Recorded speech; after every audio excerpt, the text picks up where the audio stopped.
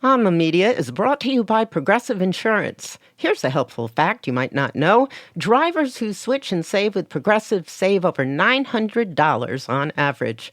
Pop over to Progressive.com, answer some questions, and you'll get a quick quote with discounts that are easy to come by. In fact, 99% of their auto customers earn at least one discount.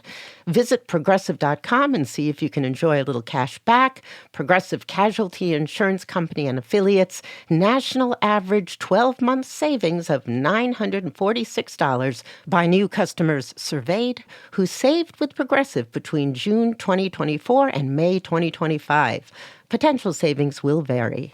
Hey, you're listening to the On the Media Midweek podcast. I'm Micah Lowinger. This week, we're sharing a segment from our friends at the New Yorker Radio Hour.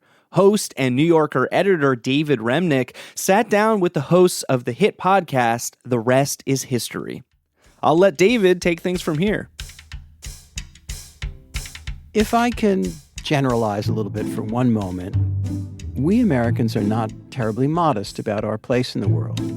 We think of the United States as not just the mightiest in the military sense or the wealthiest in the economic sense, but in some way the most important, the most central, the city on the hill, in the famous historical phrase, the nation that others look up to or should. America rejected monarchy and asserted the right to self-rule during the Revolution. And that was the great shot heard round the world. And everybody, supposedly, has been playing catch-up ever since. That's the prevailing view in a nutshell, the historical cliché. Now, my guests today have a very different view of the matter. Dominic Sandbrook and Tom Holland are the historians who host The Rest is History, a terrific podcast from the UK. And I wanted to see what America's 250th anniversary looks like from a few thousand miles to the east in Great Britain. So we're going to spend our program today with Tom Holland and Dominic Sandbrook of The Rest is History. We are always happy to have you on, but we waited for this occasion because I knew you'd have something to say on the occasion of the signing of the Declaration of Independence in 1776.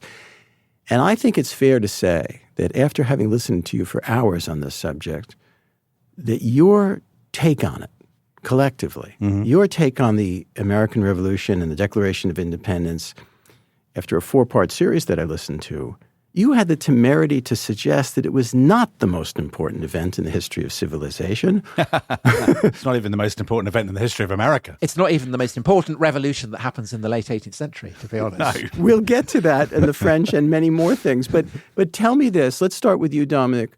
Why do you have a rather diminished view, I would say, of the American Revolution and the Declaration? I don't think I do have a diminished view. I think, first of all, an interesting thing that may be surprising to some American listeners. In Britain, the American Revolution is never really taught. It's not discussed. It doesn't really feature in our collective historical imagination. And Americans often say, that's because you lost. That's not really the case, because there's nothing the British like more than a kind of, than a tragic defeat. Actually, it's because it's eclipsed by the French Revolution and the Napoleonic Wars. And we only have time, we only have space in our heads for one late 18th century thing, and that is the French Revolution and Nelson and Wellington smiting Napoleon. It's not really taught as the American Revolution. It was always called the American War of Independence. So it didn't really feature in my historical imagination, certainly growing up, as a great revolutionary moment. I thought of the French Revolution, of course, or the Russian Revolution. But the American Revolution just seemed to be, and this is somebody, I'm not a specialist in 18th century history at all, but it seemed to be a parade of quite boring men talking very earnestly about liberty, battles that involve 20 people in a field somewhere in the great vastness of North American continent. It's not Waterloo, it's not Borodino or something. So when we came to it, and I think also Tom and I, we've seen all the sort of Ken Burns style, the flag of liberty over Gobbler's Creek or whatever it might be, and sort of, a slight smirk perhaps playing on our lips in a true redcoat manner as we see the Americans congratulate themselves as they go back to their slave-inhabited plantations on the great victory of liberty and so on. So I must admit I very much enjoyed the great furore about the 1619 Project, because as a Brit watching that, it was entertaining to see Americans flagellating themselves and tearing themselves apart about whether they were the good guys after all. And of course, the 1619 Project people said that the British were the heroes in the end. So that was tremendous news for us. Well, the 1619 Project is definitely something I do want to talk about. But before we get there, help us understand what was going on between the colonies and the British in the run-up to the revolution, or at least what we call the revolution. Tom? I mean, just to broaden it out on why maybe it doesn't have the saliency in the British imagination that the French Revolution does, and it relates to your question. I think for people in Britain, the American War of Independence, the American Revolution, whatever you want to call it, is part of a broader continuum, which is the English-speaking Atlantic world.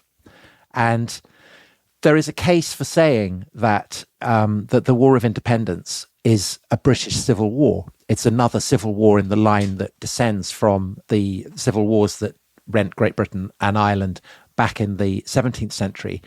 And a lot of the tensions and conflicts that gave rise to the war in the 17th century were exported to the New World. So whether it's the Puritans in Massachusetts, or the Quakers in Philadelphia, or the Catholics in Maryland, those religious tensions to us are very familiar, and they seem, certainly to me, very, very religious.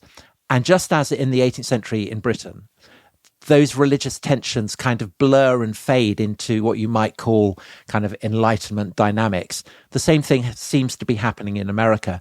And that's why there are lots of people in Britain who are backing the American rebels, just as obviously there are lots of people who are opposing them. And I think that the conflict makes best sense when seen in the Atlantic context, rather than being seen as something that is merely bred of American concerns, because those concerns exist in the broader kind of Anglosphere dimension, I think. But Tom, what was the nature of the rebels? Some of our listeners will be surprised to hear that, in fact, in New York in particular, this was a stronghold of pro-British sentiment. Yeah. But there were rebels in the colonies. What was the nature of the early sense of rebellion, or was it just a kind of tax dispute? As some people think? Mm-hmm. It varies from colony to colony, and the difference in character between, say, Massachusetts and New York and Pennsylvania and Virginia is very, very salient. And it is something that threatens to derail the whole project of, say, issuing a Declaration of Independence. And the great achievement of the rebels in the war is not just to defeat the British, but to forge a genuine sense that these are united states. Just to jump in, so David, you were talking about the wider context. So as I would see it, the wider context is this. The 7 Years' War is the moment that kind of changes everything, what you call the French and Indian War. Mm. So the British have acquired they've conquered huge swathes of North America from the French. That does a couple of things. First of all, it removes the threat of the French. So from this point onwards, the colonies don't need the protection of the British army as much as they once did. It also left Britain with a crippling debt to pay. So the British budget, British borrowing ballooned during the course of the war. And by the end of the 7 Years' War, Britain is paying about half of its national budget on interest payments alone. So as the British authorities see it, this is the moment when basically they need to sort out that the empire, as it were, has expanded beyond all imagination. The system for regulating it is very ramshackle and rackety.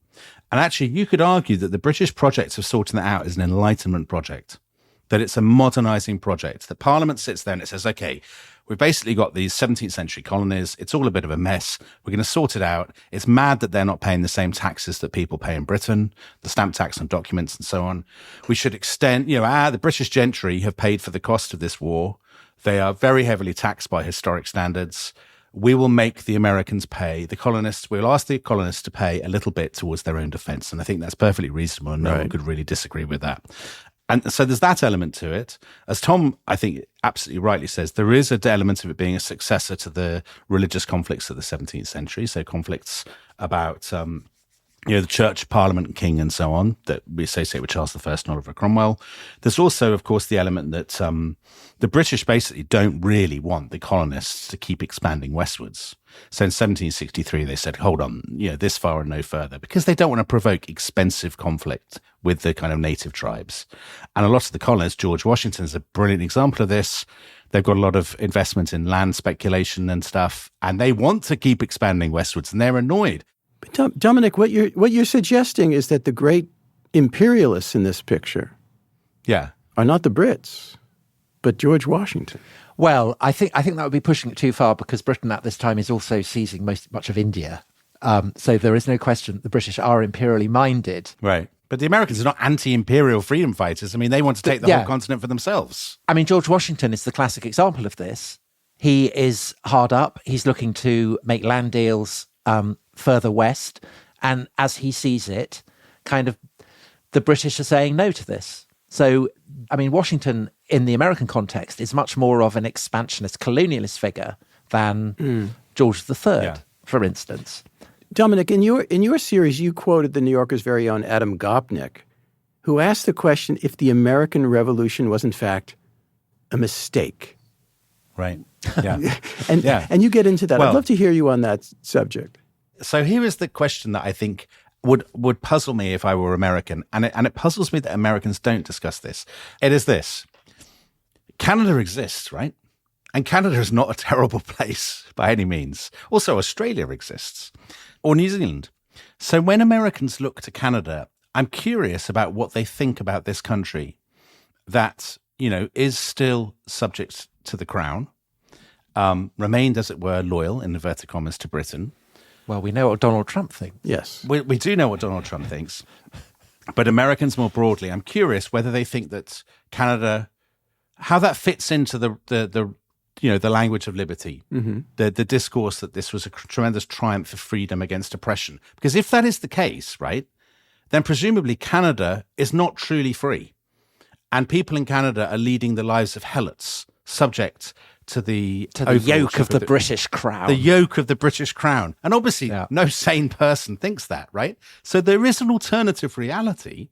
So my question would be, is it possible that events in the late 18th century could have played out differently, and the United States might have not have ever existed, and British North America might now be united under the overlordship of Mark Carney? And I can absolutely imagine a world in which America and Britain, their common political language, remains something that unites rather than separates. And one of the ways that this goes off-piste in what becomes the war is the fact that the rebel colonists are weaponizing a very specific English language and English vocabulary of liberty. So when the rebels in, say, Massachusetts are opposing the colonial government, they're doing it in the context of what they call English liberties. They're looking to England as the source for the ideology that they are then using to turn against British rule. John Locke and that is John Locke and and it obviously it expresses itself in various ways with the kind of the key figures in the American Revolution. So if you look at Thomas Jefferson, he becomes, I think, pretty Anglophobic. I would say that he is very as hostile and then as dangerous an enemy as the British Empire has ever faced. Thomas Jefferson. Yes, and yet he is passionately devoted to ideals of liberty that he traces back ultimately to the Saxons when they lived in Germany in the Roman period before they kind of crossed to Britain. And he wanted to have on the United States seal, he wanted to have Hengist and Horsa, the primordial ancestors of the Angles and the Saxons when they settle in Britain. And he sees these kind of ancient ideals of liberty as being betrayed by the Hanoverian regime, as he would frame it, in the 18th century. And that's kind of one way in which that mutates. But another figure who I think kind of represents a possible way in which Britain and America could have stayed together is Benjamin Franklin, who is at least as British a figure as he is American, and who right up to the Boston Tea Party is kind of saying this is a terrible mistake. Can we not have a form of accommodation? I'm speaking with Tom Holland and Dominic Sandbrook, hosts of the podcast, The Rest is History. We'll continue in just a moment. This is the New Yorker Radio Hour.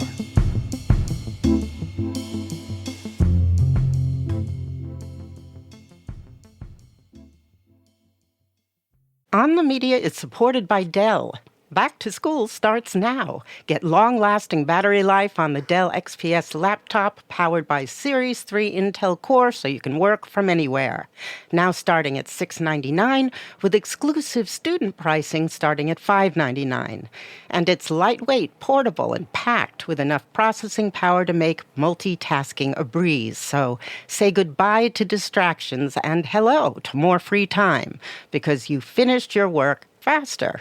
Complete your setup with savings on select monitors and more must-have electronics and accessories, limited time deals and free shipping on PCs and more await you at Dell.com/deals. That's Dell.com/deals.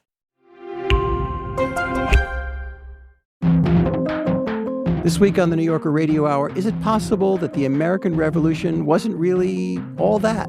But it seemed to be a parade of quite boring men talking very earnestly about liberty, battles that involve 20 people in a field somewhere in the great vastness of North American continent. I'm joined by the host of the podcast, The Rest is History, on the New Yorker Radio Hour from WNYC. Listen wherever you get your podcasts. This is the New Yorker Radio Hour. I'm David Remnick. I'm speaking today with Tom Holland and Dominic Sandbrook, who together host The Rest is History, one of my favorite podcasts and one of the most popular things in the world, at least in English. Sandbrook was on the history faculty at Oxford University, and he's written a number of books on modern British and American history. Holland wrote about the classical world, and he's translated works from the Latin and ancient Greek. But on The Rest is History, they cover just about anything. A Roman emperor one week, the Rolling Stones the next, a series on Hitler, and then the samurai period in Japan. That's the way it goes on their podcast. But the relevant thing for our conversation today, our subject is a 4-part series that they produced on the American Revolution. So I'll continue my conversation now with Tom Holland and Dominic Sandbrook.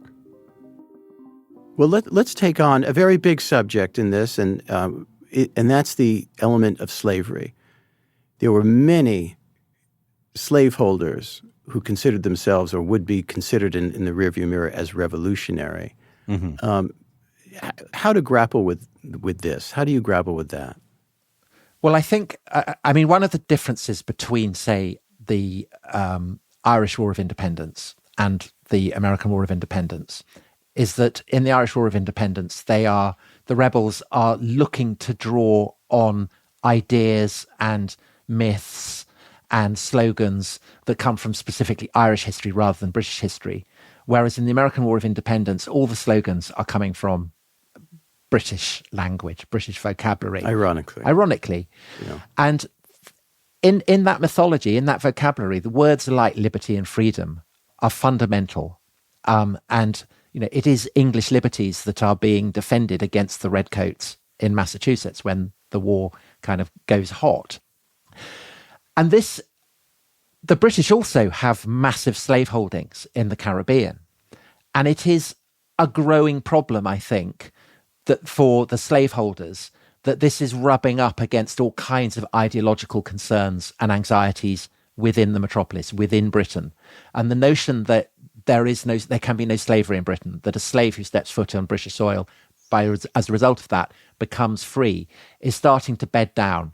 And you have those historically salient ideals of political liberty blurring with religious concerns about it, which are deriving from Quakers, from evangelicals.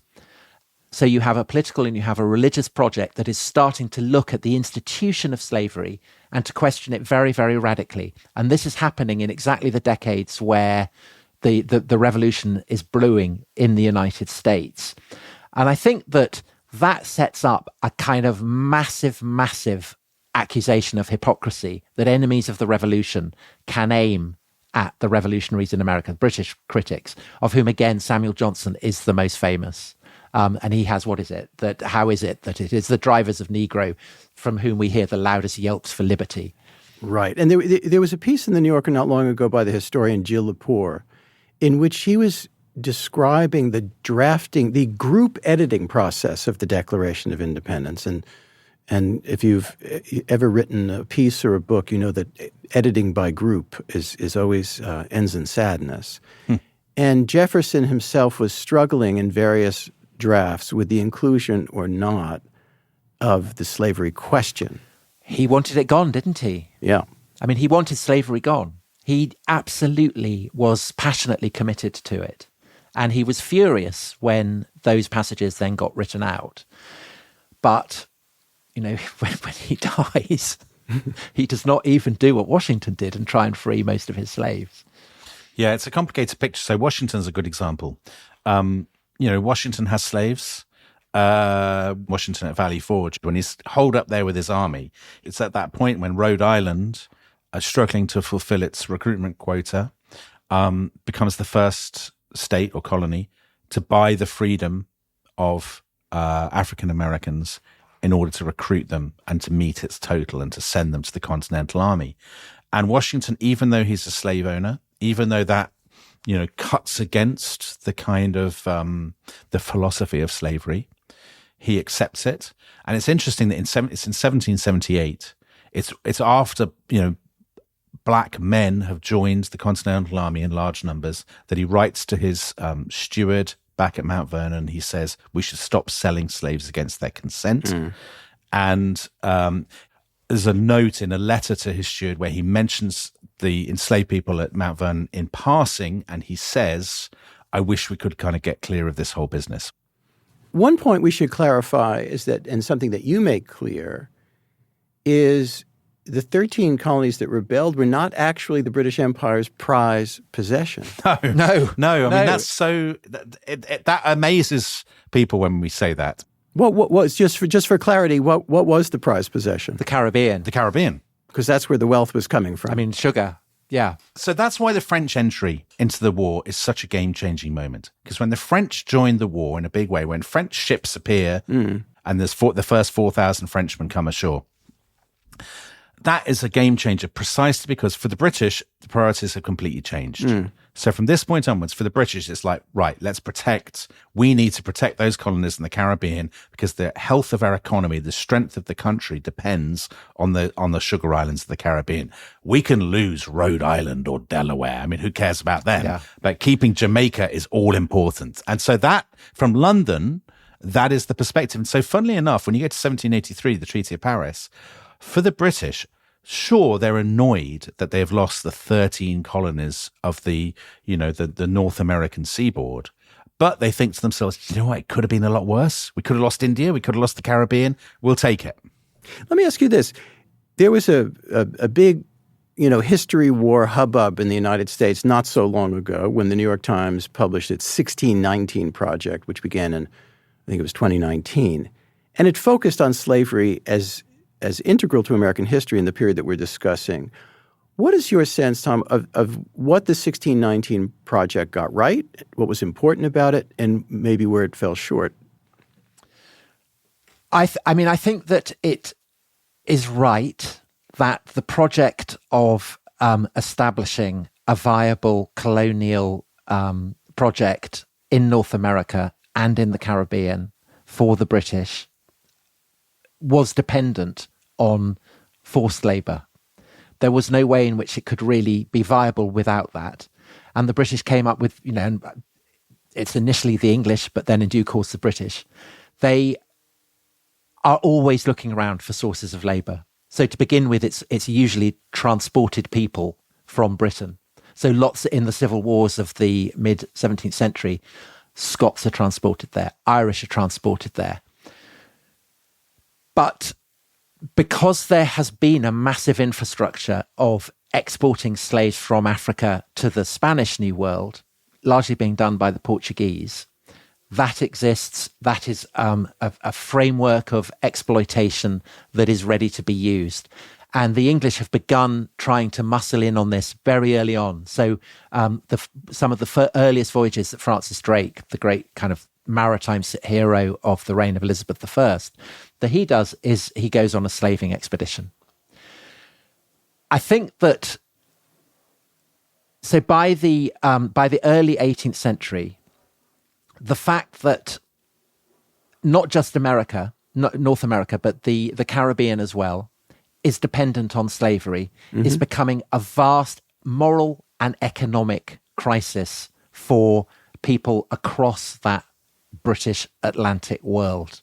And the kind of the opposition to it is being bred by the kind of the scale of horror that the growing industrialization of the British Empire in the 18th century is generating. I think one of the things that people now might get wrong is the idea that the British Empire is dependent on slavery. I think it's the other way around.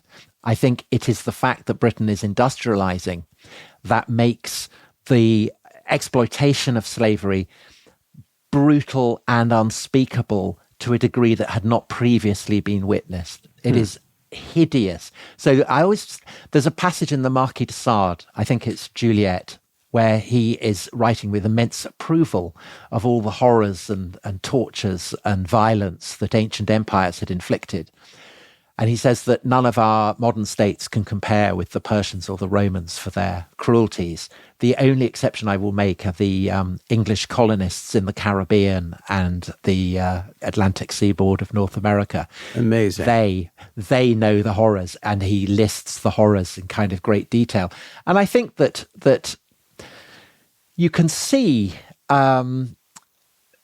So there's a kind of representative figure who is a Quaker from Essex in England called Benjamin Lay, who goes to the Caribbean and witnesses the horrors there and is so appalled that he has a kind of religious conversion.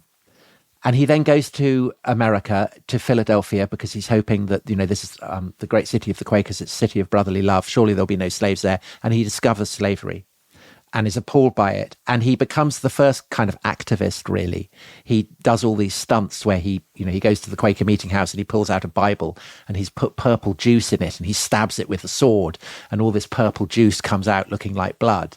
And he retires to a cave and leads this incredibly effective campaign against slavery, which ends up shaming the Quakers into effectively becoming abolitionists. And this in turn is an influence on Benjamin Franklin. And I think it's one of the most admirable things about Franklin and about the American Revolution is that lots of the founding fathers are prepared to wrestle with these issues. It's not like we have just discovered them ourselves. They do wrestle with them and they come to different solutions perhaps. But Franklin is an example of someone who, by the end of his life, the final months of his life, he is devoted to opposing slavery. This man who had thought to run an advert in the British press requesting the return of a slave. And he presents a petition to Congress saying, please get rid of this, it's terrible. And in his final piece of published writing, he pretends to be a Muslim advisor in the Barbary states. And he says, it would be ridiculous for us to free these Christian slaves. These Christian slaves would be helpless without their servitude. They wouldn't possibly survive. And he's parodying the language that he himself had earlier used to justify slavery. So I think that the degree of self-flagellation about the founding of America, the sense that slavery is the original sin, that slavery had accompanied the making of America, I think that is true. I don't think without that it would have been possible to generate the colonies and give it the prosperity that it did. At the same time, the horrors that are consequent on this do generate the process of abolitionism that today has come to be taken for granted across the world. I think it is important to try and think yourselves back into the shoes of people for whom the notion that slavery was an institutional wrong would have been unthinkable. It's bred out of this world, this notion, and it's come to seem so obvious to most of us today, I mean, to almost all of us, that we cannot imagine not thinking it. And yet it was more than possible. People completely took it for granted. Tom Holland, the co-host of The Rest is History, along with Dominic Sandbrook. When we come back, we'll discuss the fate of the British monarchy and the American president that these guys call colossally consequential. This is the New Yorker Radio Hour. Stick around.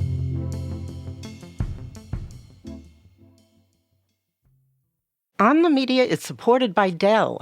Back to school starts now. Get long-lasting battery life on the Dell XPS laptop powered by Series 3 Intel Core so you can work from anywhere. Now starting at $699 with exclusive student pricing starting at $599.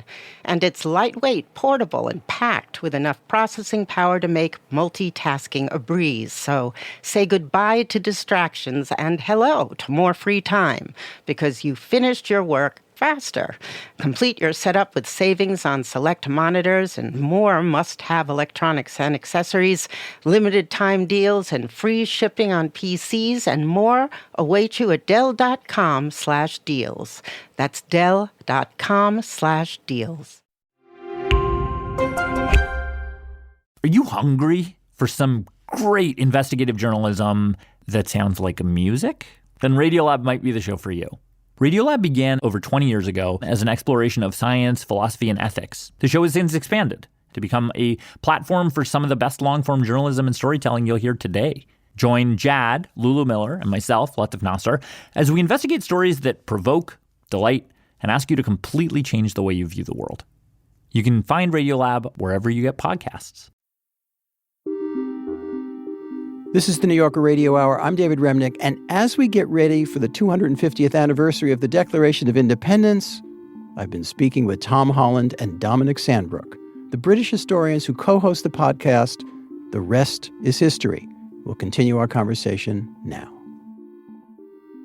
Well, let me ask you about the way you in Britain, or you too as British historians and podcasters and thinkers are looking at the United States now, and as we're celebrating this 250th anniversary of the Declaration of Independence, recently on one of your broadcasts, you called Donald Trump colossally consequential. Yeah. Colossally consequential.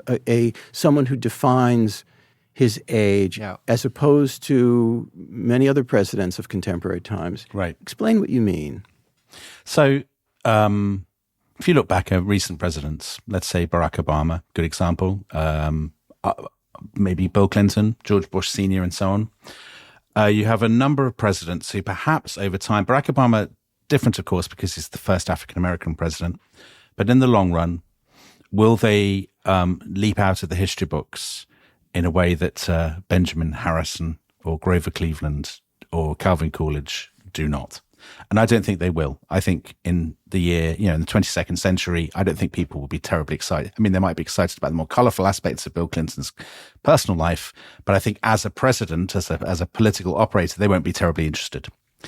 Donald Trump seems to me much more interesting for various reasons. First of all, it's such an American life. I mean, imagine being the person who writes the definitive biography of Donald Trump in 10 or 20 or 30 years' time. What an extraordinary Robert Caro-esque book that will be. Because it takes in so many different things. Trump, I think, is so fascinating because there are aspects of the American character and American history that have reached fulfillment in Trump. In other words, I don't think Trump is exceptional.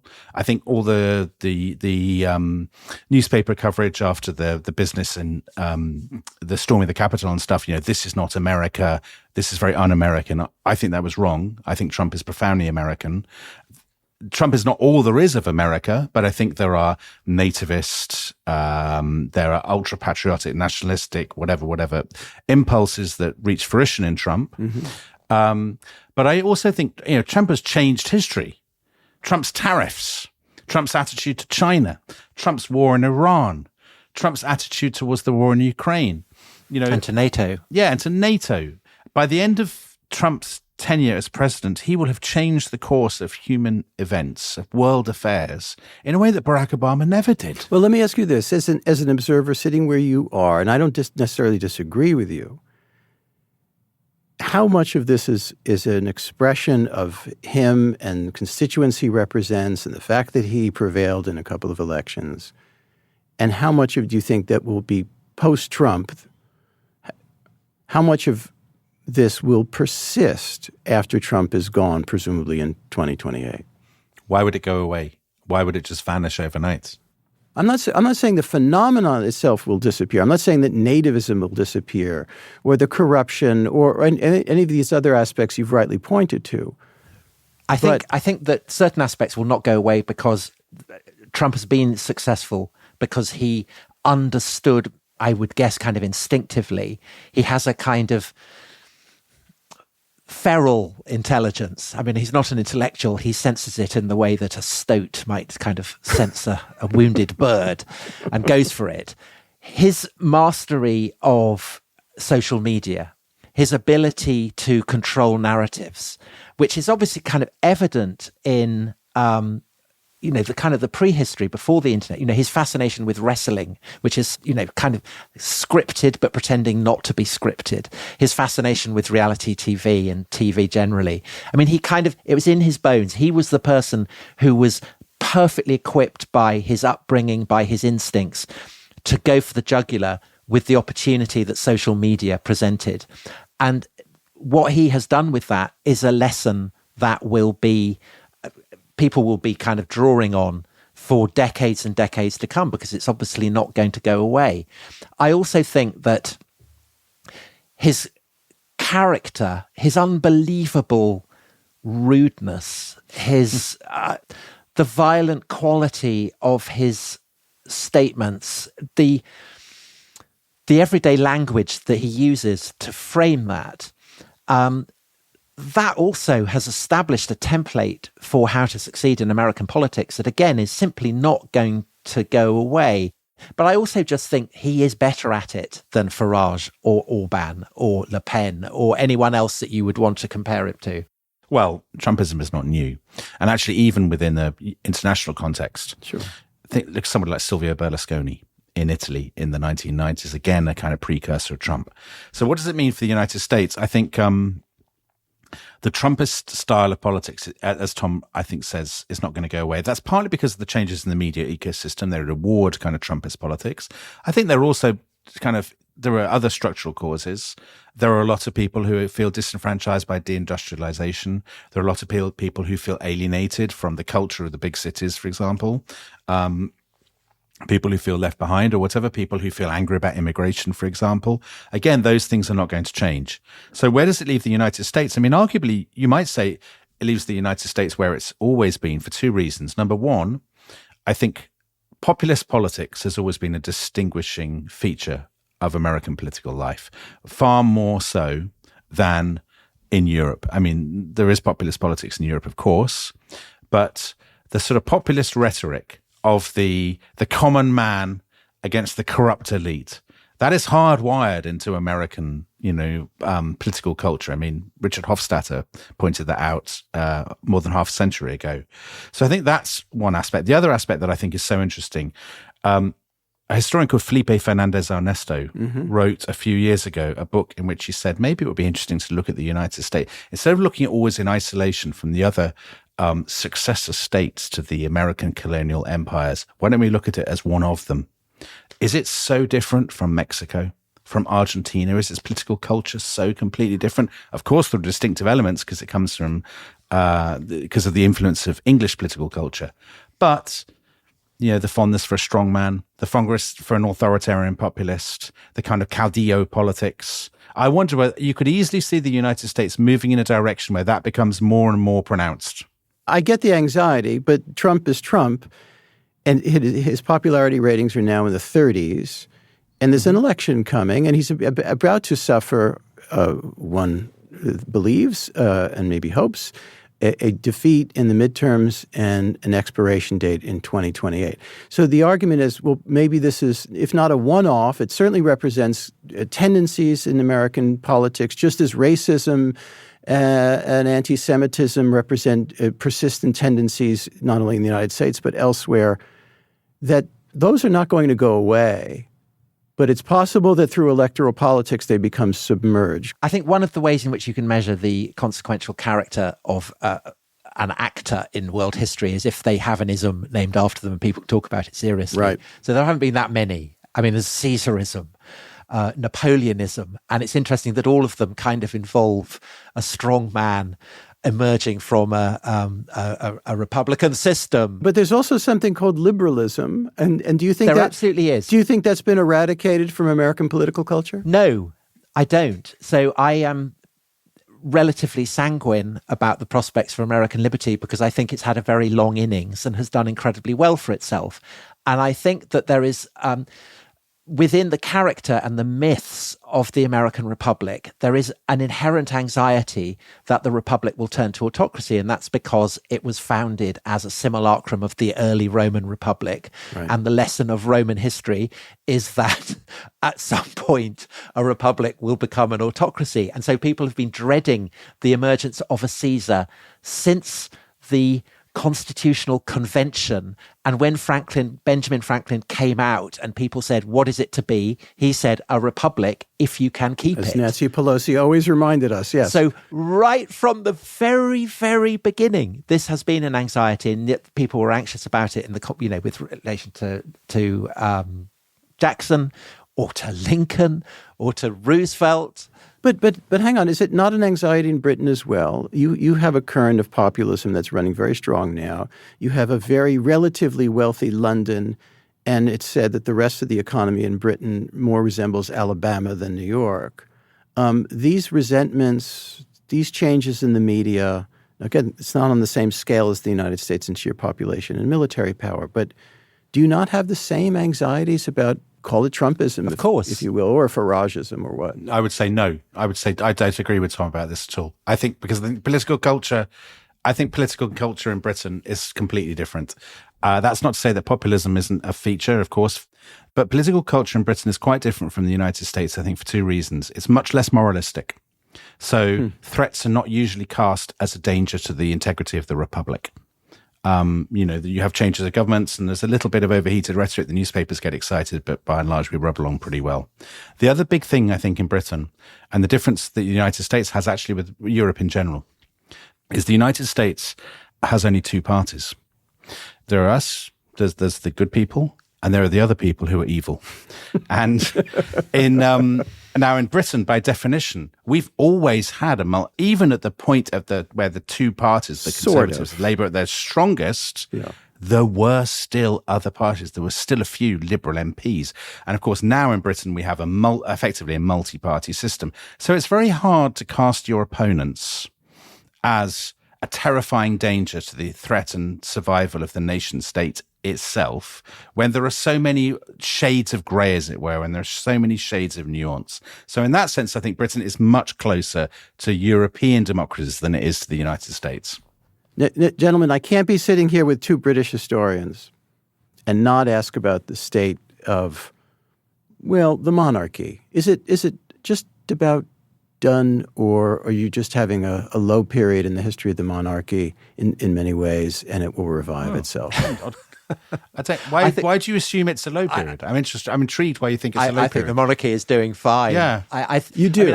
I didn't ask about constitutional monarchy. As systemic, but the royal family seems in a state of struggle. I think because to the degree that I disagree with Dominic, I think that Britain and America do still remain shaped by that common legacy from the 18th and 17th centuries. And both our histories are marked by the tension between what, of course, in the civil wars were parliamentarians who ended up chopping the head of the king, and then also decided that actually we'll have the monarchy back. And so the sense that you can have a degree of monarchy and have a very thriving democratic system as it emerges, I think is something that is shared by both America and Britain in its own ways. America, I think, demonstrates that it's perfectly possible to have a monarchy and a republican system. And in a way, Britain does as well. And it's often said that America is a monarchy pretending to be a republic, and Britain is a republic pretending to be a monarchy. And I think that there is an element of truth about that. And I think that the legacy of the centuries that have preceded this current moment, I think should give us an element of reassurance, and perhaps also should make us ponder, are we not being very arrogant in assuming that we uniquely live at the end point, the end of days? There's a kind of fulfillment in feeling that we are witnessing the end of a great and ancient story. I don't think we are. And maybe I'm being Pollyanna-ish about it, but I think that, was it Adam Smith said, there is a lot of ruin in a nation. And I don't think neither of us are remotely near that. David, I'm puzzled by your question. The implication is that the monarchy is in an unprecedented state or a low point. But, I mean, republicanism in Britain is very much a minority pursuit. It's an enthusiasm for kind of political hobbyists who, by definition, are not representative of the great mass of people. Of course, there's the scandal about the former Prince Andrew and Jeffrey Epstein, for example. Right. But I mean, the one thing that has always been a feature of the British monarchy has been terrible sex scandals, sort of soap opera style shenanigans, terrible secrets, skeletons in closets and so on. I mean, this is absolutely standard. This is not a bug. This is a feature. Oh, I agree, but it doesn't have the contemporary media accelerative aspects that you have now. No, it doesn't. But in a world in which the contemporary media is accelerating every story, this is just one story among many. So it doesn't stick, you're saying? No, and for the monarchy to change, for the change to the system, just think about how this would work. I mean, people always talk about this very airily. Oh, there could be a change. They could get rid of the monarchy. People aren't interested anymore. What it would require would be for an elected government to decide that it wanted to spend its 5-year mandate on an extremely controversial referendum. An unpopular one. An unpopular one, that all the indicators show that they would lose in changing to a republic. I mean, I don't think there's ever been a majority in the history of opinion polling for changing to a republic. So that would have to be a Labour government. In doing so, even if they won, they would immediately shed a large proportion of their own heartland constituency. That is to say, working class, small c conservative, patriotic, monarchist Labour supporters. Would any Labour government take that risk? It's unthinkable, I would say. I mean, I would say the only, perhaps one possibility is that the United Kingdom breaks up. There is a kind of greater strain of republicanism, I would say, in Scotland or in Wales. I mean, let alone in Northern Ireland. So that is one possibility. I mean, I don't think that's going to happen either, because I think the appeal of the status quo in times of trouble is always immense. It kicks in. And I think that the very, the kind of the very predatory nature of contemporary media culture actually can work in the monarchy's favour. So, of course, Prince Andrew, being arrested, absolutely shocking. Lots and lots of articles saying this is the end of the monarchy. And then I think within literally a month, King Charles was visiting Washington and delivering a speech, and everyone saying, "Oh, why can't we have the king back? He's tremendous. He's much better than Donald Trump." And Prince Andrew was forgotten. That is true. So that is true. So I except in the Daily Mail, maybe. I think the lack of the short attention span can work in favour of the monarchy as well as against it. Let me ask you a kind of business cultural question. There was recently an article about the decline of dad books. Dad books in American parlance are usually tomes about modern history, biographies of Mountbatten, as it were, or King so-and-so, or President so-and-so.